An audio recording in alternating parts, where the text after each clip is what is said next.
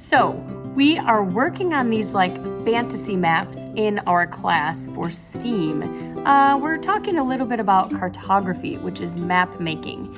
And I learned a few little tips and tricks about how to draw those little tiny land features right on our map. So here's what I learned and what I can share with you. All right, let's take a look at how to make some single trees. Really, the formula is pretty simple. It is shape, trunk, land. So a little shape for your tree. It can be oval or circle or triangle. A little stick for a trunk, and then a little dash underneath it to show that it is stuck in the ground. Pretty easy.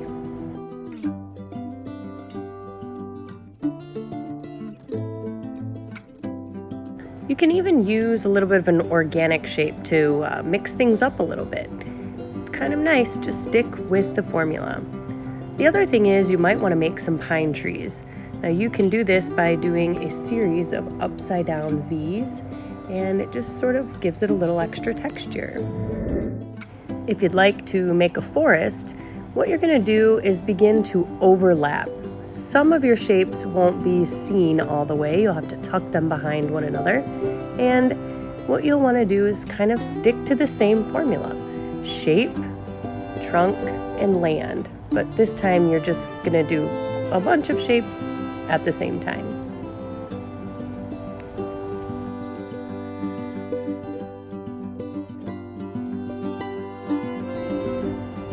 My favorite way to make a forest is to sort of do a big cloud and then add little tree trunks and land to it, like a big cluster of trees.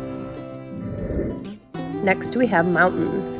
Now the formula for mountains is to overlap these sort of irregular triangle shapes, shade half of them, and then add some texture.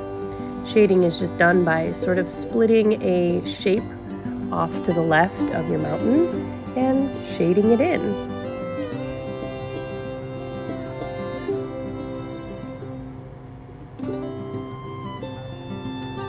I also like to add a few little foothills here and there, just to vary the size and to create a little extra texture.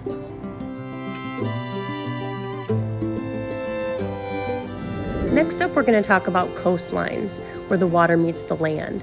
The formula for this is really that there is a thick, weighted line where the land is and a squiggle line where the water begins. You can use a dot and dashed line to show water. You can use some slashes to sort of give it an old world illustrated look. Or you can use some textural wave lines. Any way you do it, you'll see there's a thick line where the land ends and a thin line where the water begins. Do whichever one you like. You might even come up with a new one. Hills are pretty basic.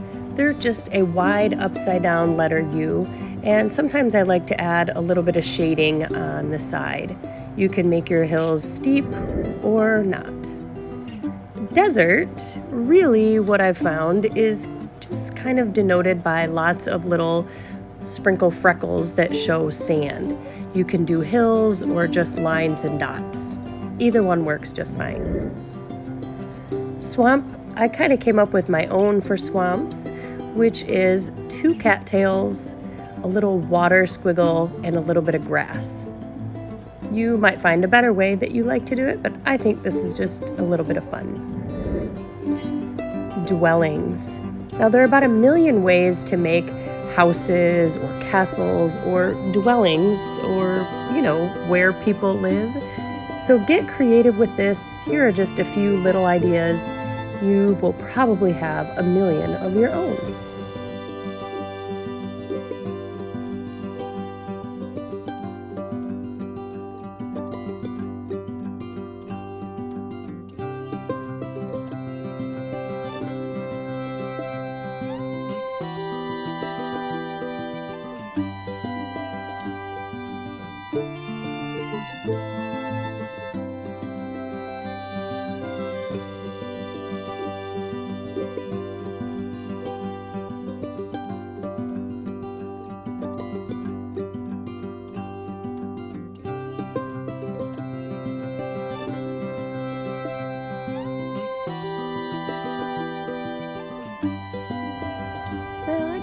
creative with this one. I thought maybe a cave could be a dwelling. Who knows what's living in there? So it's kind of like a mountain with some texture and a big opening.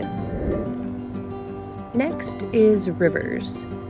Rivers should kind of have a thick line showing where they go, or you can do a double line showing where they go. Just kind of have fun with this, remembering that you can add texture and lines to make your rivers come alive. So these are just a few ideas. You're welcome to try them or come up with some on your own. And remember, keep on arting.